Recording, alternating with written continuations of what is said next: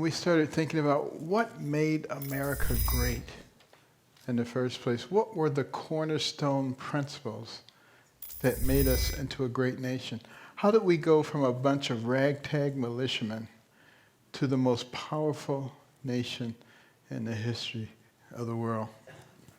It was not a coincidence.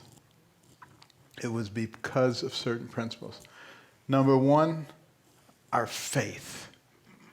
We actually had faith. If you look at the Democracy in America, 2-volume set by Alexis de Tocqueville, who came over to study America because the Europeans were just fascinated.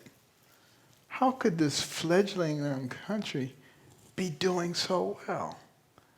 There's nothing like that has ever happened before. So he was going to study and dissect the whole thing.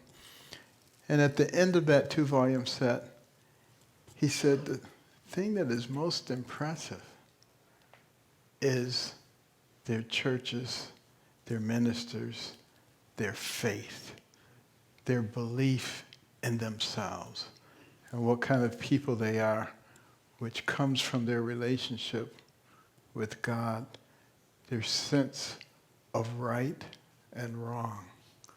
Think about that. And what happens when you begin to relinquish that faith? Something else has to replace it. And if you don't have God-given values, like love your fellow man, that gets replaced with things like cancel your fellow man, hate people who disagree with you, try to make their lives difficult. Nothing about unity and strength. Those are the kinds of things that begin to happen to us as a people. Another very important cornerstone, liberty, freedom. Isn't that why people came to this country? They didn't want somebody with their foot on their neck all the time, telling them what they could do, when they could do it, how they could do it, where they could do it. Isn't that what's beginning to happen now in this country? And I think some of the people who are interested in control have found the very best control mechanism they could ever dream of, COVID-19.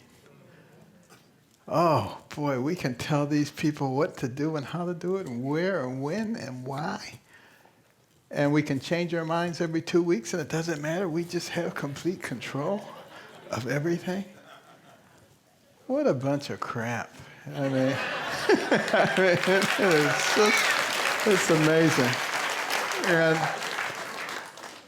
you know, it is virtually under control at this point. But do you hear them saying that it's under control? No. There's a new strain, and it's going to creep up and grab you. And it's going to get your children, even though there's no evidence that this has much of an effect on children at all. You know, I think about our poor kids. What must it be like to be a 3, 4, 5-year-old? You got to wear a mask when you go to school. Everybody else has to wear a mask at school. You miss out on a very important part of the socialization process, facial expression, learning to evaluate the expression versus what's being said. That's a real detriment. And then you're told that you may be carrying some horrible, deadly disease, even though you don't feel bad yourself, and you may give it to your grandmother, who may die. Unfortunately, grandmothers do die. But you don't have to feel guilty about it unless somebody has convinced you that you did it. Think what that does to someone's self-image. And then, if you're white, you're evil. And your parents are evil. And your grandparents are evil, and they caused all the problems in this country and every place else in the world. And you should just feel like a piece of scum. you know. And then if you're black, you're a victim. And, you know, there's nothing you can do about it. And all those people have caused all these problems for you. You're not to blame for anything. You can do anything you want. It's okay because it's their fault. What a bunch of crap. I mean, when you stop and think about it. And yet, these are young people who are trying to develop a sense of identity, who they are. They got all this stuff coming at them. And then if that's not bad enough, you may not be a girl. You may not be a boy. Who knows what you are? It's what you feel like, right, man? I mean, this is beyond, we have lost our minds.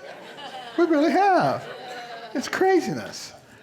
But what it's going to require, people stop being cowards. Stop being afraid. We cannot be afraid to stand up for what we believe in. Let people call you a racist. Let them call you whatever they want.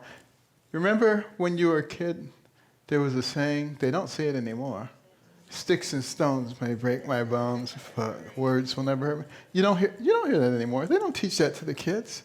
They tell them, words are horrible, horrible things. You know, political correctness is the most important thing. You can only say this, you can only say that. You know, I'm not politically correct, and I'm proud of it. And I will never be politically correct. And, you know, what is freedom of speech? It's the ability to speak freely on what you believe, not to be worried about whether you're going to be censored or whether you're going to be canceled.